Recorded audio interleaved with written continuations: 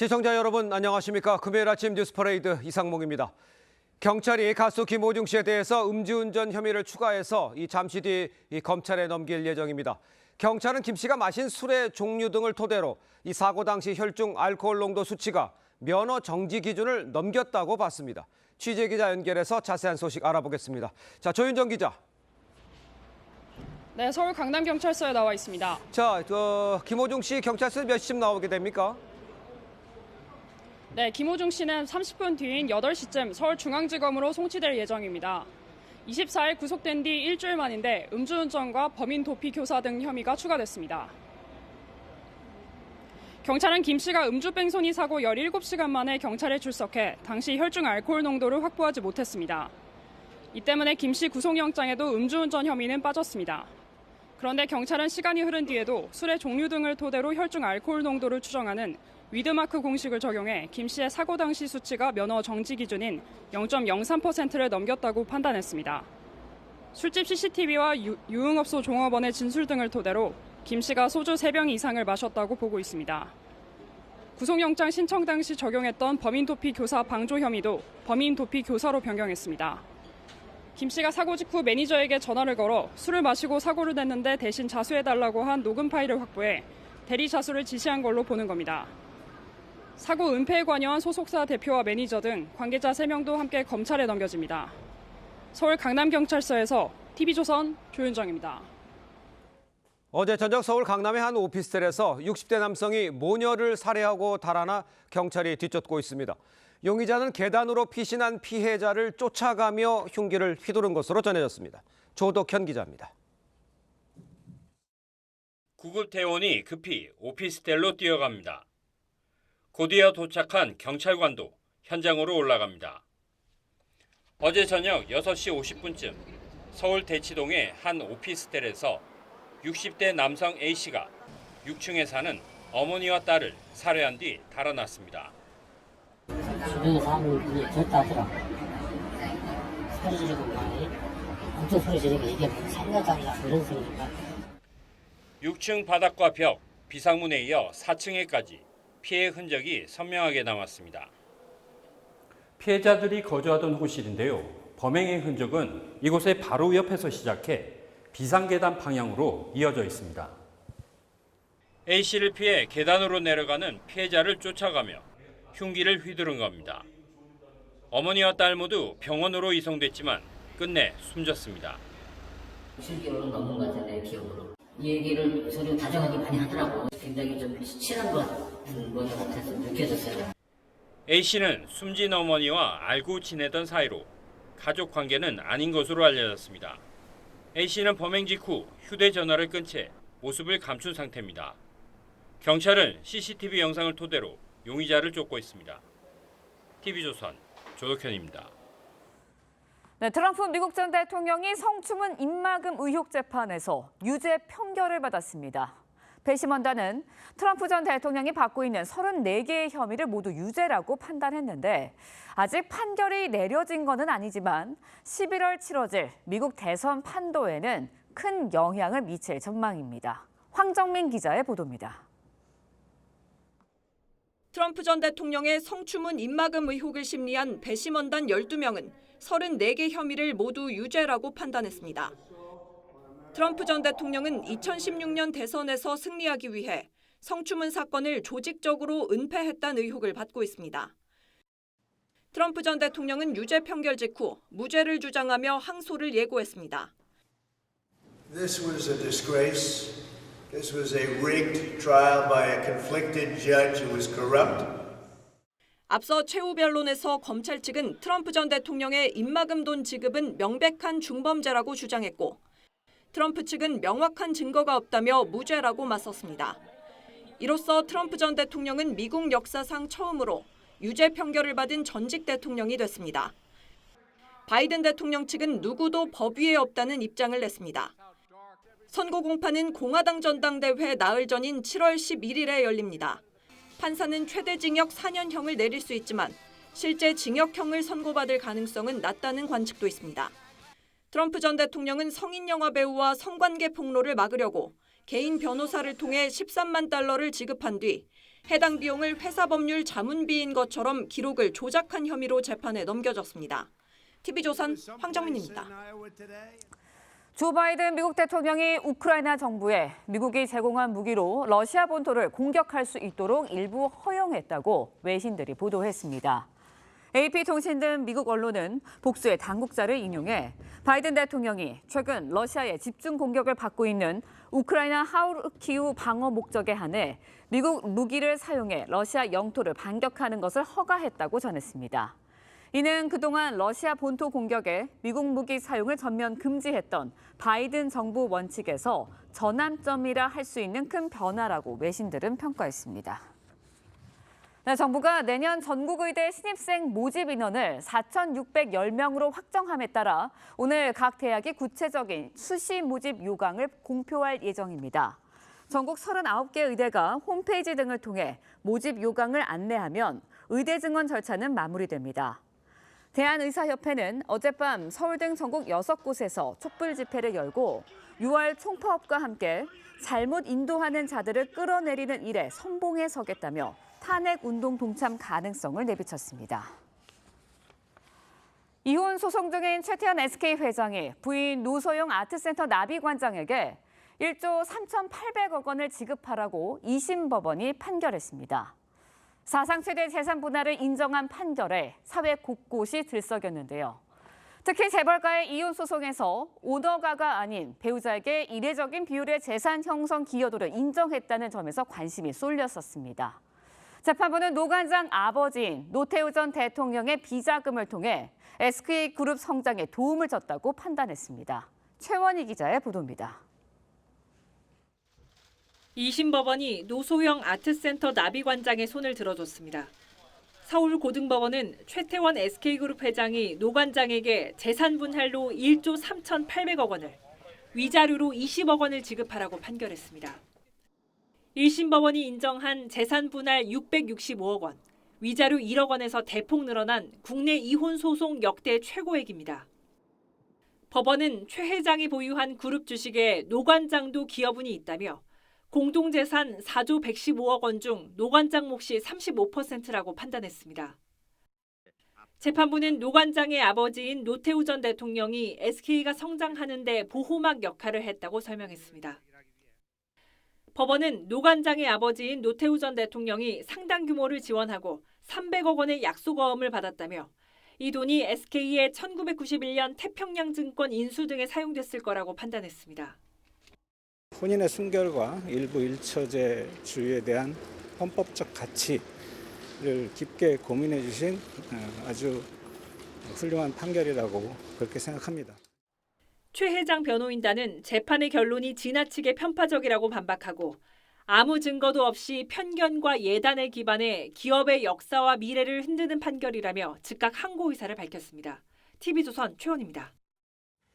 네, 전해드린 대로 세계 이혼이라고 불렸던 이 최태원 회장과 노소영 관장 이혼 소송 역대 최대 규모의 재산 분할 결정이 나왔습니다. 네, 관련 내용 최진영 변호사, 장윤미 변호사와 함께 자세히 짚어보도록 하겠습니다. 안녕하세요. 네, 안녕하십니까. 자, 먼저 최 회장과 노 관장의 과거 목소리 듣고 이야기 나눠보도록 하겠습니다. 제 가슴 속에는 완전히 텅 비어버린 것 같았습니다. 그런데 저하고 아주 반대인 사람을 만났었어요. 그 사람은 돈 이런 건 전혀 관심이 없고 이슈 이런 게 아니라 사람을만 합니다. 오랜 30여 년간의 결혼 생활이 이렇게 막을 내리게 된 거에 대해서 참담하다고 말씀을 드렸고요. 바라는 것은 저의 이 사건으로 인해서 가정의 소중한 가치가 법에 의해서 지켜지는 그런 계기가 되기를 바람하지 않습니다. 자, 2심 재판부가 1심 때와 달리 이 노 관장의 이 재산 형성 기여 부분 요거를 인정했다 이렇게 볼 수가 있습니다. 그럼 1심과 2심이 왜 다른 판단이 나온 겁니까? 사정 변경이 있기 때문이죠. 사정 변경? 예, 추가적인 증거가 나왔다라는 것이 핵심인데요. 판결문에 보면은 그동안 30년 동안 공개되지 아니하였던 이른바 노 관장의 아버지 노태우 전 대통령의 비자금이 SK그룹으로 들어갔던 그 구체적인 증거가 나왔다. 이것 때문에 결국 SK 주식에 대한 주식이 과연 그 최태원 회장의 특유 재산인가 아니면은 그 재산 형성 과정에서 어떻게 보면 노소영 관장 측에 기여가 있었는가 이런 부분이 1심과 2심이 판결이 달라지게 된 결정적인 증거다라고 달라진 내용이라고 할 수 있겠는데요. 네. 결국 1심과 달리 2심 같은 경우에는 SK 주식을 형성하는데 노태우 대통령의 비자금이 들어갔다는 점에서 주식 재산 형성에서 기여되었고 네. 더불어서 결혼이 30년이나 됐다는 점, 그리고 선대 회장인 최종영 회장이 사망해서 상속이 일어난 때로부터 20년이 넘었다는 점, 이런 점에 비추어 가지고 현재의 그리고 나아가 그때 같은 경우에는 SK 주가가 주당 한 주에 100원이었는데 현재 사실심 변론 종결에는 16만 원까지 올랐다는 점에 비추어 보면은 단순히 이것이 최태원 회장의 특유재산을 넘어서 그 재산이 형성되고 유지되고 증가되는데 노소영 관장의 어떤 그 기여가 충분히 인정된다라는 취지에서 전체적으로 이제 SK그룹에 대한 어떤 지분을 인정하다 보니까 금액이 667억 원에서 1조 3,800억으로 늘었다라고 보는 것이 핵심이었던 것 같습니다. 알겠습니다. 네, 그런데 노태우 전 대통령의 비자금이 법원에서 인정된 셈이에요. 이 부분에 대한 논란은 없는 건가요? 그러니까 최태원 회장 측은 대법원에서도 이 부분을 집중적으로 쟁점화할 수밖에 없을 겁니다. 네. 비자금이란 건 기본적으로 실체를 좀 파악하기가 상당히 어려운 그런 돈인 거죠. 그렇죠. 그래서 노 관장 측에서도 이 재판 과정에서 50억 원짜리 어업 사진을 제출을 했고요. 그리고 메모를 제출했는데 이 부분으로 재판부는 이런 판단을 했습니다. SK라는 그룹이 성장하는 데 있어서 이른바 태평양증권을 매입하는 부분이 좀 지렛대가 됐는데 그때 대량의 돈이 흘러간 정황은 있다. 근데 그 돈의 출처는 알 수 없지만 아마 노 관장이 이야기한 300억 원 비자금이 이른바 이 시드머니가 되지 않았겠냐라고 강력하게 추정된다고 인정을 한 겁니다.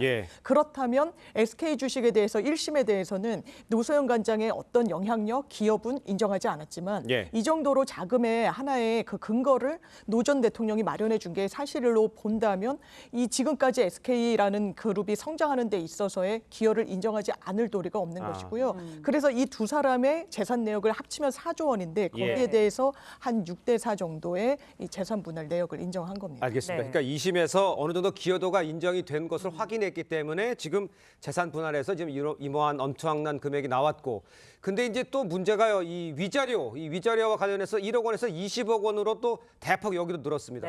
어떤 이유가 있던 겁니까? 그렇습니다. 거의 20배가 는 것 아니겠습니까? 사실 1심에서 위자료 1억도 크다라고 했는데 그것보다 20배가 많은 20배를 넣은 것이 아마 대한민국 정부 수립 이후에 가장 큰 금액의 위자료가 인정된다라는 취지가 있는 것 같은데요. 핵심적 키워드는 두 개 같습니다. 고의적 위법 행위임에도 불구하고 반성의 기미가 없다는 점, 그리고 또 헌법상 인정되는 일부 일처제에 대한 존중하는 태도가 전혀 없다는 점, 이 부분을 얘기하면서 구체적인 사유로 몇 가지를 들고 있는데요.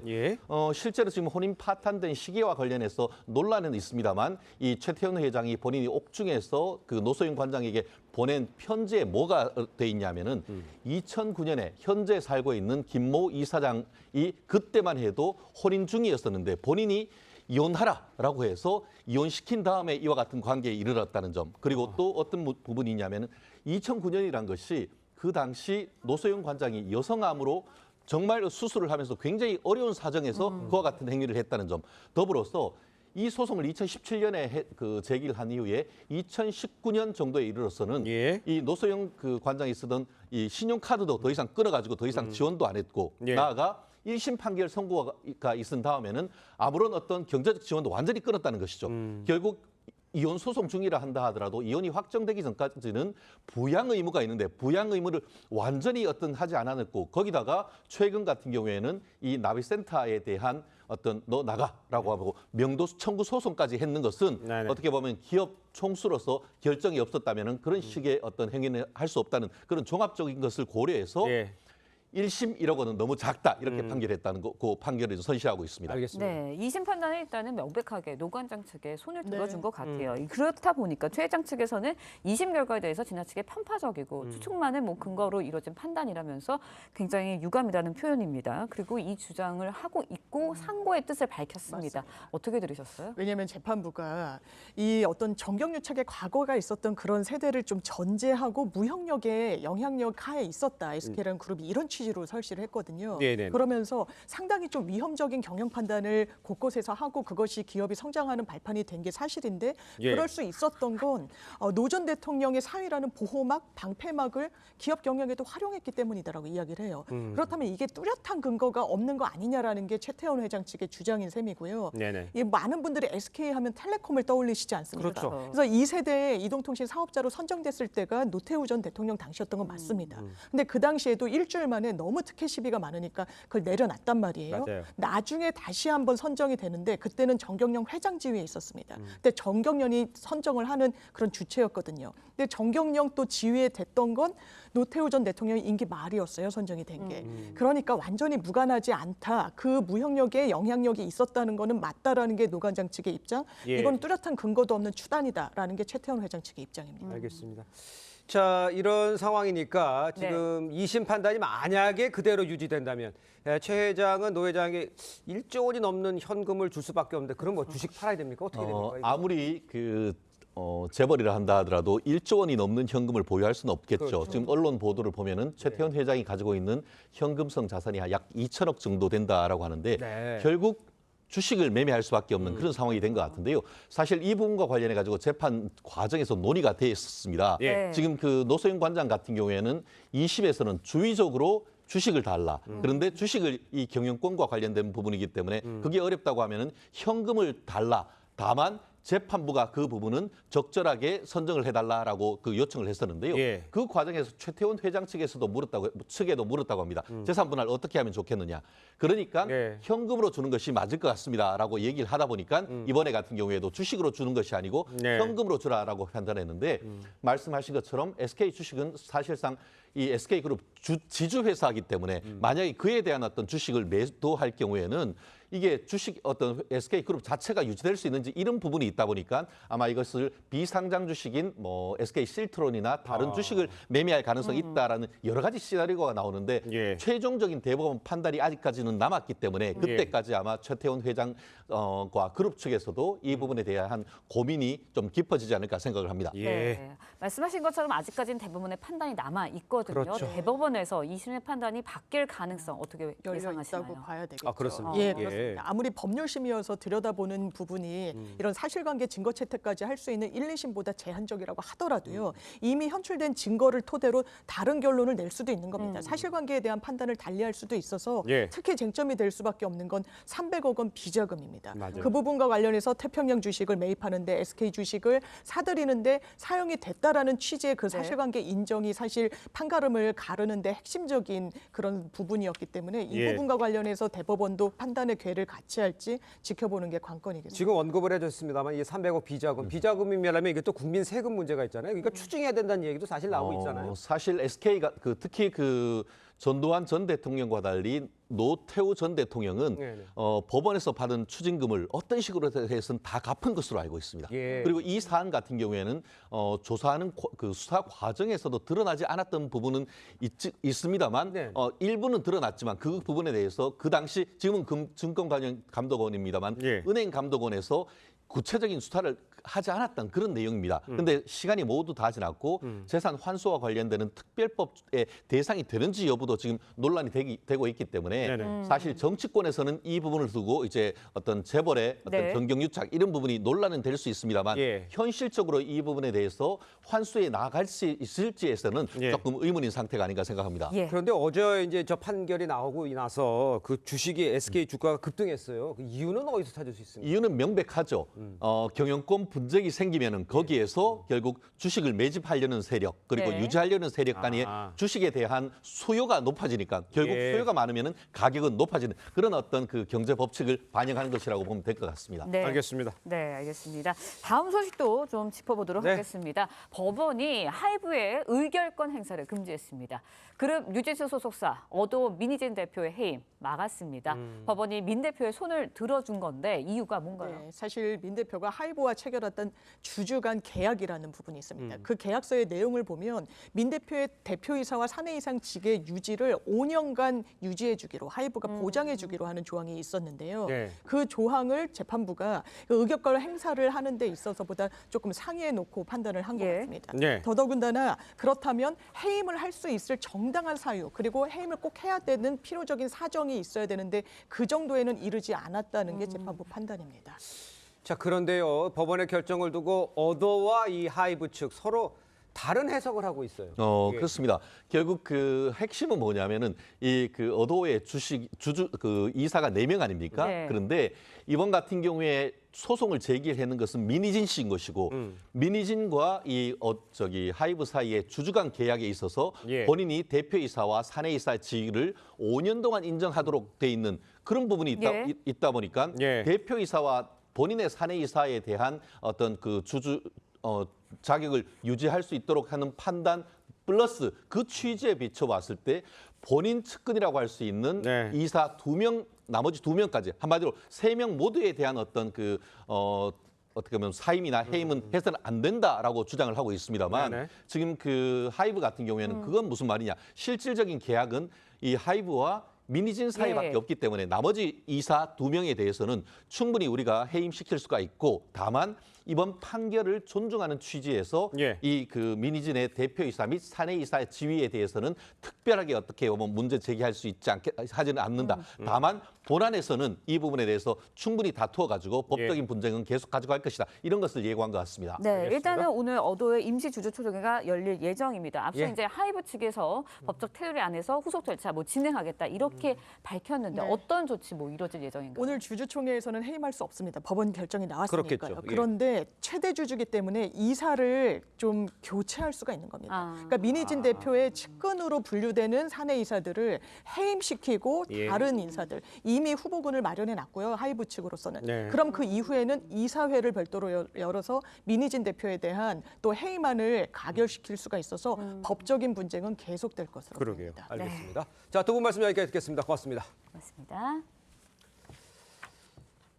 네, 여서야대 22대 국회 어제 막을 올렸습니다. 야권은 해병대원 특검법 등 이 각종 특검법을 시작부터 이 대여 공세에 나섰는데요.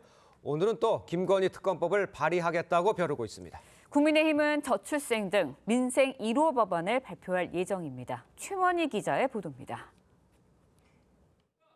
국민의힘은 22대 국회 첫날 의원 워크숍을 열고 단일 대오를 강조했습니다. 오늘은 워크숍 이틀 동안의 논의 결과가 담긴 결의문을 채택하고 당론으로 추진할 1호 법안도 발표하는데 저출생 관련 내용이 담길 걸로 알려졌습니다. 야당이 밀어붙이는 각종 특검법과 정쟁 법안과 차별화해 민생 입법을 내세운다는 겁니다. 자칫하면 있을 수 있는 의회 독재를 우리가 그 정신으로 막아내야 된다. 뭉치지 않으면 그 어떤 것도 우리가 막아낼 수 없다. 민주당은 21대 국회에서 부결돼 폐기된 해병대원 특검법과 함께 민생회복지원금 법안을 당론 1호 법안으로 발의했고 조국혁신당도 한동훈 특검법을 1호 법안으로 발의하며 대여 공세에 가세했습니다. 자신과 주변인들의 범죄를 은폐하기 위해서 헌법상 권한을 계속해서 남용하면 국민이 용서하지 않을 것입니다. 민주당 이성윤 의원은 오늘 김건희 여사 특검법을 발의할 예정인데 도이치모터스 주가 조작 의혹 외에 양평고속도로 특혜, 명품백 수수 등 의혹이 포함될 걸로 보입니다. 192석 거대 야권이 22대 국회 시작부터 강공 모드에 나서면서 여야 대결 구도는 더 심해질 거란 전망이 나옵니다. TV조선 최원입니다. 자, 여야 22대 국회 임기 첫날부터 아주 팽팽한 기싸움을 벌였습니다. 패널 두 분과 함께 정치권 소식 짚어보죠. 노동일 파이낸셜 뉴스 주필 이승훈 더불어민주당 전략기획위 부위원장 모셨습니다. 안녕하십니까? 안녕하세요. 네, 반갑습니다. 자, 야당 21대 국회 마지막 본회의에 부결된 이 해병대원 특검법 22대 국회 첫날에 발의하면서 공세에 나섰습니다. 여야 목소리 들어보겠습니다. 터져나오는 보도들이 하나같이 사건의 정점에 대통령이 있을 것이다라는 의혹을 제기하고 있습니다. 권력자의 부당한 개입과 은폐 시도가 이제 진실의 법정 앞에 서서히 모습을 드러내고 있습니다. 자고 나면은 자꾸 의혹 제기하는 무슨 습관이 있으신 거 아닙니까? 공수처 수사가 진행되는데 어떤 이유로 외압을 행사하고 있다는 얘기를 하는지 정말 얼토당토하지 않은 얘기다. 자, 민주당이 첫날부터 이제 특검법 재발의한 데 이어서 오늘은 또 김건희 특검 발의 예고했습니다. 자, 22대 국회 때부터 또 만만치 않을 것 같습니다. 그래서 어제가 22대 국회 첫날이었다는 예. 거죠. 뭐 국회뿐만이 아니고 모든 것이 처음 시작될 때, 네. 뭐 새 학기 뭐 이런 것도 마찬가지. 굉장히 희망이 부풀고 또 기대하고 뭐 사람이 그렇지 않습니까? 예.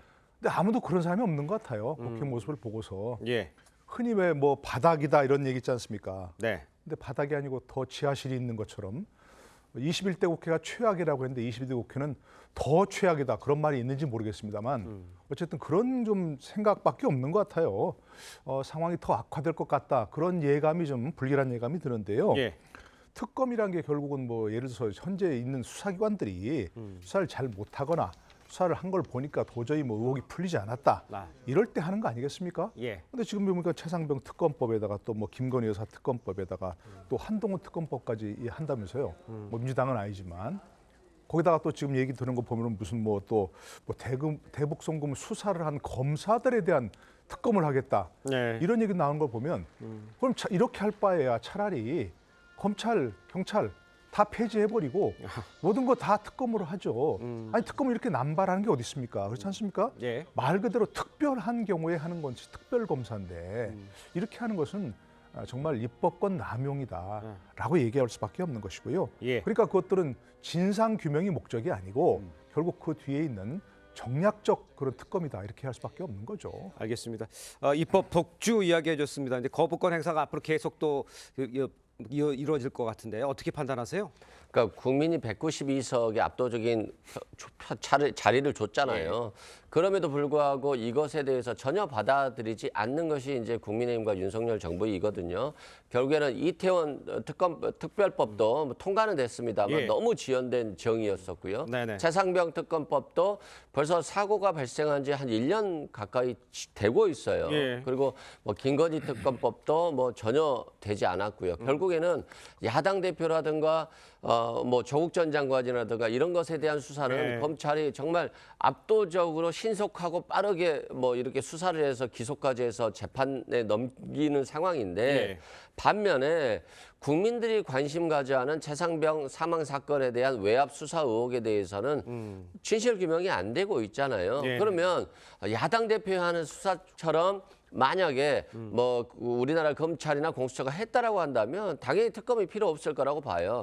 그런데 너무나도 편향된 수사, 한쪽에는 너무나도 편향되게 수사를 하고 또 한쪽에는 수사를 하지 않기 때문에 이런 문제 때문에 특검이 논의가 되고 있고 그래서 좀 아쉬운 점은 21대 국회 마지막 때 최상병 특검법에 대한 통과시키고 그리고 연금 개혁에 대해서 통과를 시켰다라고 한다면 22대 국회는 또 다른 생각, 또 다른 국민의 미래와 저출산 문제를 생각할 수 있을 것인데 알겠습니다. 그런 숙제들이 너무나 이어지고 있다. 아쉽다 이런 말씀드립니다. 알겠습니다. 이 양쪽의 이제 의견이 갈리고 있는 이 상황에 이제 정작 22대 국회가 되면 여야 원구성 협상부터 이제 시작을 해야 됩니다. 신경전 지금 벌이고 있죠. 법정 시한이 6월 7일을 넘길 가능성이 지금 계속 이야기되고 있어요. 시한을 넘길 경우 민주당이 이제 상임위 독식 가능성도 점쳐지고 있는데 원구성 문제 여야가 이게 협의가 관련될까? 점점 더 늦어지는 게 아닌가 어떻게 보십니까? 그래서 시한을 넘기는 건 바람직하지 않죠. 국회법에 정해진 시한을 뭐 6월 7일이라 그러죠. 뭐 그걸 맞춰야 한다고 생각합니다. 또 그러나 그걸 뭐 또 맞추지 못했다고 해서 민주당이 모든 걸 독식한다. 21대 초반에 그렇게 했지 않습니까? 그것도 바람직하지 않죠. 그러니까 50일 넘겨가면서 이렇게 원구성 협상하는 것도 바람직하지 않고 독식하는 것도 바람직하지 않다면 협상으로 지금부터 정말 치열하게 협상을 통해서 누가 어떻게 할 것인지를 정해야죠. 일반적으로 지금 의석 분포를 보면 뭐 18개 상임위 가운데 11대 7 정도가 바람직하다고 일반적으로 얘기하니까요. 근데 뭐 어떤 상임위를 누가 맡느냐는 그건 이제 좀 협상을 통해서 해야 할 일이고 지금 아마 이제 그 기본적인 게 법사위원장, 운영위원장 이런 데서 조금 잠시만요, 교수님. 지금 화면 하나 나오고 있어서 제가 잠깐 넘겨드리겠습니다. 김호중 씨가 사고당시 많지 않았다는 입장 여전하신가요? 죄송합니다. 매니저한테 대리자서 부탁한 적 없다는 입장은 그대로신가요? 검찰 소닉샵 트고 따로 하실 말씀 없으세요?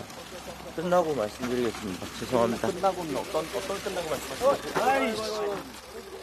자, 지금 나가고 있는데요. 끝나고 말씀드리겠습니다. 더 이상 말씀드릴 말이 없습니다라고 얘기했습니다. 자, 잠깐 보여드렸고요. 지금 검찰로 이송되는 장면 잠깐 보여드렸습니다.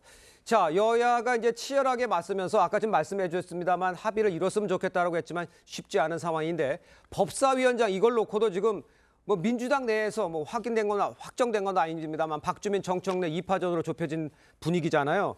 글쎄 이거를 법사위원장을 넘길 가능성은 없어 보이는데 그럼 둘 중에 누가 된다고 보시는 겁니까?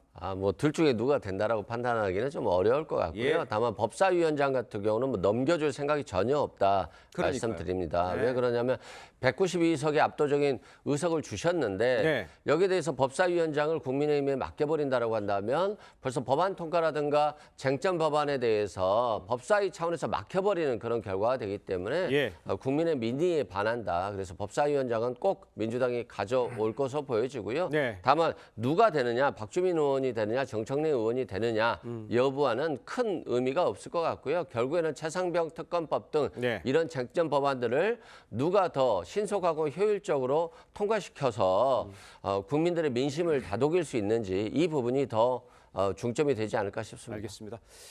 자, 다음 소식 짚어보죠. 민주당이요. 당대표가 대선에 출마할 경우에 대선 1년 전에 사퇴하도록 되어 있는 이 규정을 고치는 방안을 추진 중이라고 합니다. 이재명 대표의 연임과 대권 도전을 위해서란 해석 나오고 있습니다.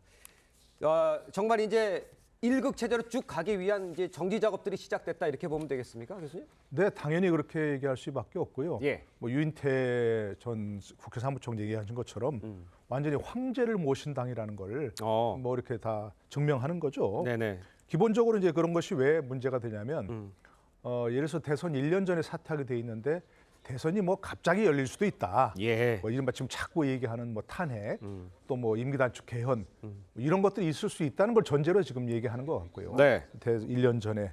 그다음에 또 뭐 기본적으로 뭐 부정부패 연루자 직무 정지되는 거 지난번에 예외를 할 수 있다는 규정을 만들었었는데 그러니까요. 아예 그 조항 자체를 삭제해버리겠다.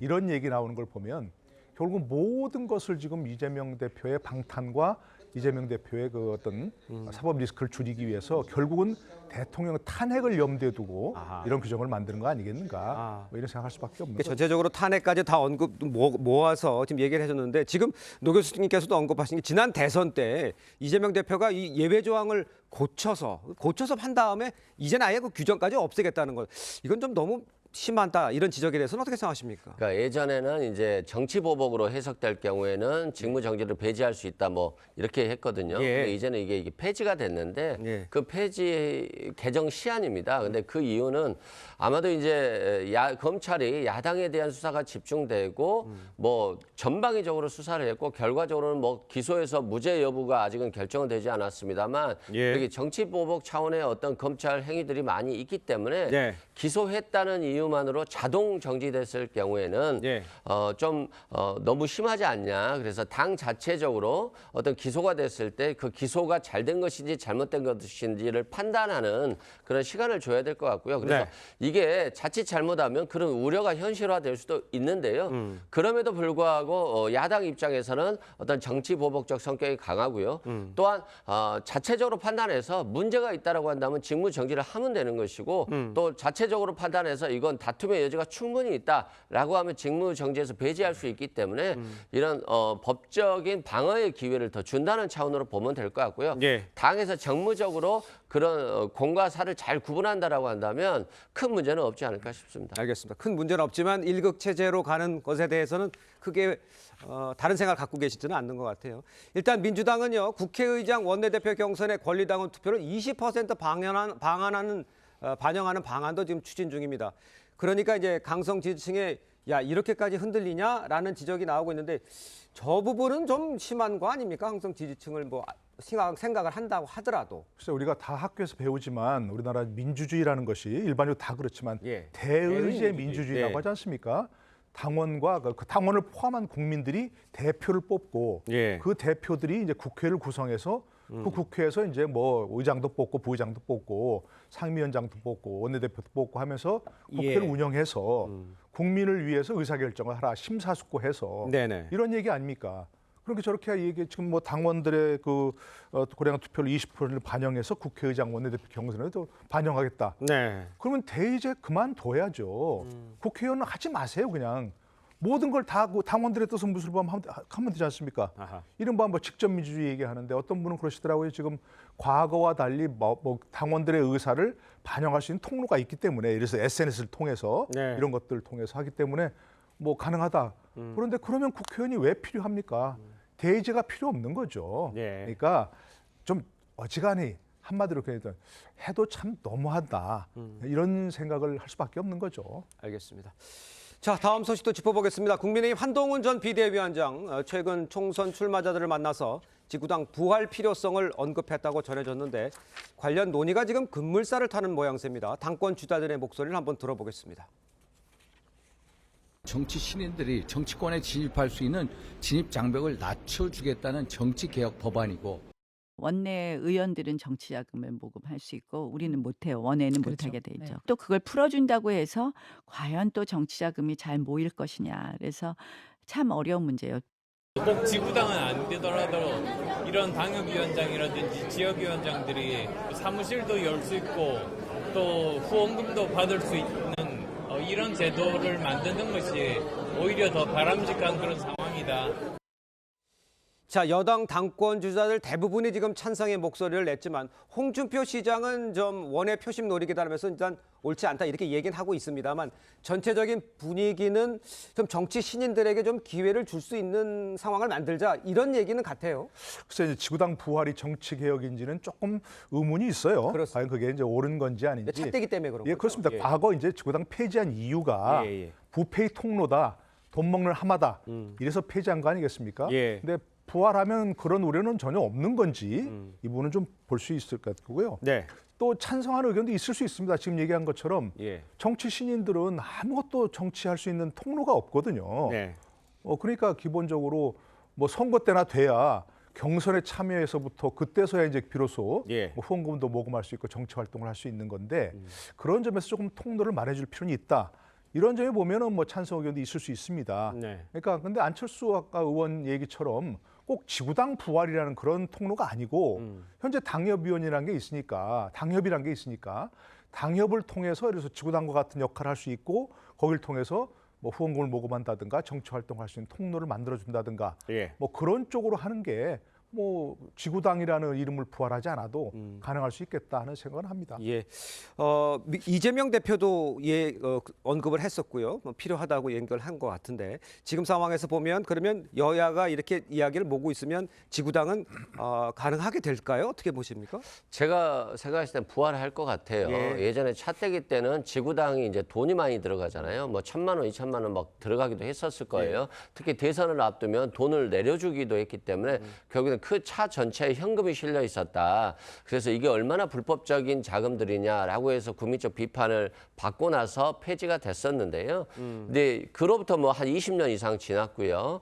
그리고 정치 신인들 같은 경우에는 지구당을 만들지도 못하고 후원금을 받지도 못하고 그렇기 때문에 당원들과 소통하기도 굉장히 어려웠고 결국에는 음성적으로 돈을 받지 않느냐. 차라리 합법화시켜서 5천만 원 한도 내에서 지구당을 만들고 거기에 상시 직원 1명 정도를 둘 수 있게 해서 당원들이 찾아왔을 때 소통하는 공간으로 만들자. 이런 차원이니까요. 저는 충분히 필요성이 있다라고 보고요. 네네. 그럴 경우에 또 정치 신인들이나 청년들이 그런 공간 속에서 정치적인 지향점을 만들어갈 수 있기 때문에 저는 뭐 이제 필요하다. 기획균등과 공정 차원에서는 충분히 필요하다.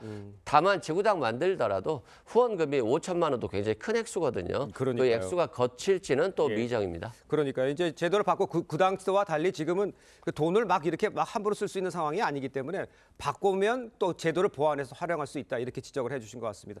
자, 그렇다면 이렇게 이야기를 계속 나누고 정책에 대해서 이야기를 하고 있는 한동훈 비대위원장은 전당대회에 이번에 나올까요? 어떻게 보십니까? 나오는 방향으로 많이들 생각하고 있던데. 지금 저렇게까지 얘기하는 것은 결국은 전당대회에서 원외 당협위원장들 그런 사람들의 영향력을 좀 긍정적으로 자기에게 영향 미치게 하겠다. 그런 것 때문에 그런 거 아니겠습니까? 네. 정치개혁이라는 명분도 있겠습니다만. 그러니까 저는 뭐 현재로서는 굉장히 출마하려고 라고 생각하는데 개인적인 생각은 출마하지 않는 게 좋다고 생각합니다. 개인적으로요? 그럼요. 지금 얼마 총선이 지난 지 얼마 됐습니까? 예. 거기 책임지고 사퇴했는데 다시 나온다?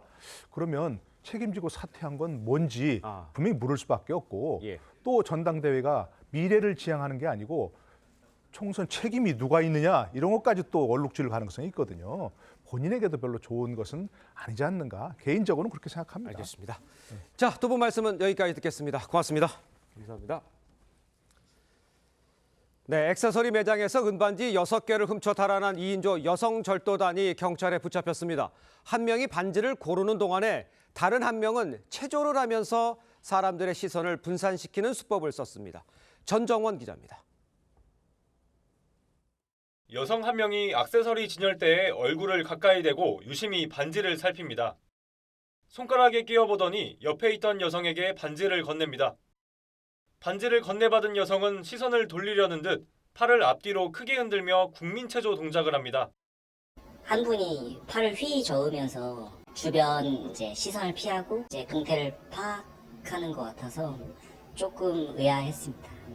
지난 9일 밤 9시 20분쯤 경기도 의정부 액세서리 매장에서 70대와 50대 여성이 은반지를 훔쳤습니다. 두 여성은 매장에 들어온 지 불과 2분 만에 은반지 6개를 훔쳐 달아났습니다. 두 사람은 나흘 뒤 또다시 같은 매장을 찾았고 이들을 알아본 주인이 신고하면서 덜미가 잡혔습니다.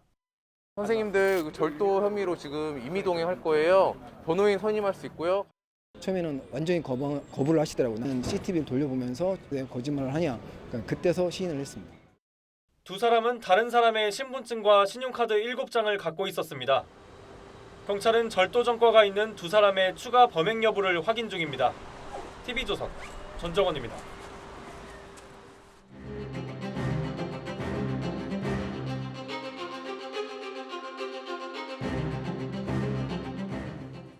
네, 매주 금요일이죠. 이번 한 주 관심을 끌었던 사건의 이슈 자세히 짚어보는 시간입니다. 사건의 해부. 이번 주도 사회부 사건데스크 최석구 차장과 함께합니다. 안녕하세요. 오늘 주제 뭔가요? 네, 오늘의 주제 5개월 만에 붙잡힌 이 팀장이 사라졌답니다. 네, 경복궁 낙서 테러 교사범 이야기인 것 같네요. 네, 그렇습니다. 사건이 발생한 건 지난 28일 오후 1시 50분입니다. 흰색 티셔츠 차림으로 좁은 골목길을 전력 질주하는 남성. 지난해 12월 10대들에게 경복궁 낙서 테러를 지시한 일명 이 팀장, 30살 강모 씨입니다. 강 씨는 서울경찰청에서 조사를 받던 중에 담을 넘어 도망쳤습니다. 네, 이 부분인 것 같습니다. 이제 파출소도 아니고 서울경찰청이거든요. 사람들이 얘기하게 하는 게 경찰청이라고 하면 사실 들어가는 것도 힘들고 나오는 것도 힘들 것 같은데 어떻게 구속된 피의자가 조사를 받다가 도망칠 수 있냐 이 부분입니다. 어떻게 도망을 친 건가요? 네, 그렇습니다. 도주 1시간 50분 만에 붙잡히긴 했습니다. 서울경찰청에서 300m가량 떨어진 교회 2층 옷장에 숨어 있다가 발견이 됐는데 도주 당시 상황이 문제입니다. 조사를 받던 중에 담배를 피우고 싶다면서 경찰관 2명과 흡연장으로 갔는데 수사관들 앞에서 담을 넘어서 달아난 겁니다. 22일 경찰에 붙잡힌 지 엿새 만이고 구속된 지는 불과 사흘 만이었습니다. 낙서시킬 이유 뭡니까? 불법 사이트 홍보 목적이었나요? 도망 다니라고 한 이유 있습니까? 담벼락 복구 작업하는 거 보고 무슨 생각하셨어요? 네, 강 씨는 불법 영상 공유 사이트와 음란 사이트 운영자였고 사이트 홍보를 위해서 미성년자들에게 범행을 지시했습니다. 네, 근데 신분이 구속까지 된 피의자잖아요. 아무리 담배를 피우러 간다고 해도 수갑을 채우지 않았다는 부분이 좀 의아하거든요. 이게 가능한 겁니까? 네, 사고 직후 경찰은 도주 당시 이렇게 본다고 했습니다. 경찰을 따돌리고 인근을 서성이는 강 씨의 오른손에 저렇게 무언가가 들려 있습니다. 수갑입니다. 한 손에만 수갑을 차고 있는데 교회 2층에 숨어 있다 잡혔을 때는 수갑이 아예 없었습니다. 강 씨가 차고 있던 수갑은 교회 지하에서 발견이 됐습니다. 차고 있던 수갑이 사라졌다. 이건 또 어떻게 된 건가요? 네, 사고 직후에 경찰은 조사 중에 피의자의 방어권 보장을 위해서 수갑을 채우지 않았다고 했습니다. 하지만 사실이 아니었습니다. 수사관 2명이 담배를 피우겠다는 김 씨를 조사실 밖으로 데리고 나왔을 때는 네. 분명 수갑을 채웠습니다. 하지만 감시 소홀을 틈타서 경찰청 담장을 넘으면서 힘으로 왼손 수갑을 뺐고 도주 과정에서 오른손에 채워져 있던 수갑도 마저 뺐다고 진술을 했습니다. 전문가는 우리 경찰이 사용하는 수갑은 기능에는 하등의 문제가 없다고 했습니다. 허술한 피의자 관리가 문제였다는 겁니다. 인권 보호 차원에서 꽉 채우지 않는 그러한 그 상황에서 바깥에 있는 그 피의자에 대해서 관찰을 하거나 감시, 감독을 하는 것이 느슨했다. 조사를 하는 사람의 입장에서는 항상 그 사람의 움직임을 옆에서 관찰하고 혹시 다른 행동을 할 수 있는 그 가능성에 대해서 신경을 써야 되는 것이 가장 기본적인 것이죠. 경찰은 도주 당시 현장에 있던 수사관 등에 대해서 감찰에 착수했습니다. 네, 결국 이제 경찰의 피의자 관리가 좀 허술하지 않았나 이런 부분이 좀 아쉬운데 사건의 본론을 좀 짚어보면 이 팀장의 혐의가 한두 개가 아니었습니다. 그런데 검거도 좀 많이 늦어졌던 것 같아요. 네, 당초 강 씨에게 적용된 혐의는 4가지였습니다. 문화재보호법과 저작권법 위반, 음란물 유포와 성착취물 배포 혐의인데 여기에 도주죄까지 추가되면서 혐의는 5개로 늘어났습니다. 그런데 이런 주요 피의자가 왜 범행 159일 만에야 붙잡혔는지 의문이 남습니다. 네. 범행 당시에 수사기관의 추적이 어려운 텔레그램을 사용했기 때문인데 이 텔레그램은 회사 본사가 어디에 있는지조차 명확치 않을 정도로 보안을 강조합니다. 강 씨는 이런 점을 악용해서 경찰 수사가 시작된 뒤에도 텔레그램을 통해 음란물을 유포하는 등 범행을 이어갔습니다. 네, 사건을 자세히 들여다볼수록 좀 아쉬운 점이 좀 많은 것 같은데 실제 낙서 테러를 한 10대들 어떻게 처리가 되고 있는 건가요? 네, 18세 임모군과 17세 김모양 300만 원을 주겠다는 이 팀장 말에 범행을 저질렀습니다. 하지만 실제 받은 돈은 착수금 10만 원에 불과했습니다. 아이고. 그런데 피해는 담장 복구 비용만 1억 3천만 원이 들 정도로 컸습니다. 경찰은 이 팀장의 지시를 직접 받은 임군에 대해선 구속영장을 신청했었습니다. 범행 수락은 왜 하신 거예요? CCTV로 잡힐 줄 모르셨나요? 문화재인데 거부감 없으셨어요? 이 팀장과 아직도 연락하시나요? 네, 하지만 법원은 소년에 대한 구속영장은 부득이한 경우를 제외하고는 발부할 수 없다면서 기각했습니다. 두 사람은 올해 초 서울 소년분류심사원에 입소를 해서 현재 소년원에 있는 것으로 알려졌습니다. 네, 결국은 사리 사용 위해서 문화재를 훼손한 건데 더 이상 이런 일 없어야겠습니다. 지금까지 사회부 최석호 차장과 말씀 나눠봤습니다. 오늘 말씀 고맙습니다. 네, 최근 이상 기온으로 세계 곳곳이 어려움을 겪고 있는데요. 인도에서는 낮 기온이 50도를 넘는 역대급 폭염이 찾아왔습니다. 뉴델리 등 일부 지역에서는 낮 기온이 52도까지 치솟으면서 관측 사상 최고치를 기록하기도 했는데 더위에 기절하는 등 온열 환자가 속출하고 전력난의 급순환도 심각해지고 있습니다. 황정민 기자의 보도입니다. 급수차 주변으로 사람들이 빼곡하게 모였습니다. 물을 받으려는 쟁탈전이 벌어집니다. 인도 북서부 지역에 전례 없는 폭염이 계속되면서 심각한 급순환이 닥친 겁니다.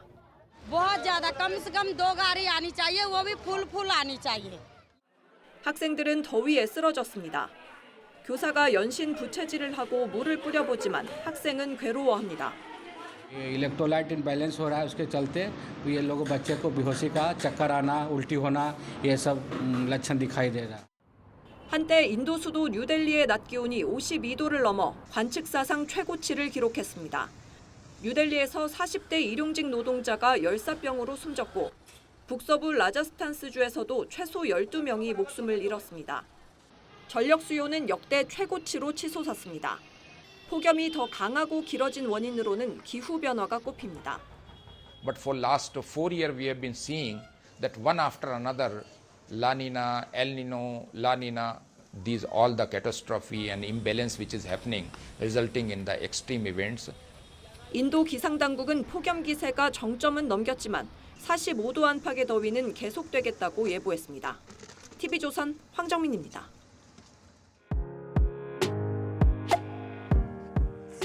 네, 렌즈에 담긴 그 순간 그 의미를 짚어보는 시간이죠. 사진 기자가 선택한 아침의 한 장입니다.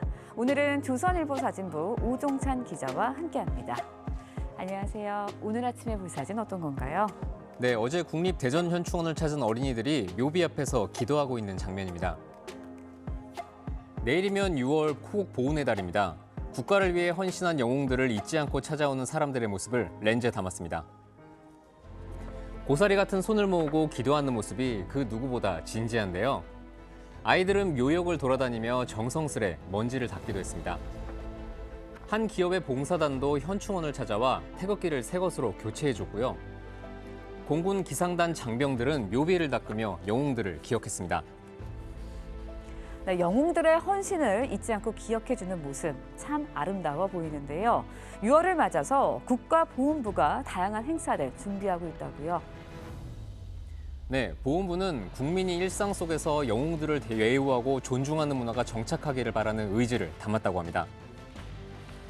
한국경제인연합회와 함께 전몰, 순직군경에 남겨진 가족들에게 가족사진을 선물할 예정이고요. 보훈과 문화를 결합한 뮤직 페스티벌, 코리아 메모리얼 페스타가 열립니다. 이 행사에서는 기억과 감사의 메시지를 담은 K-팝 공연이 펼쳐질 예정입니다.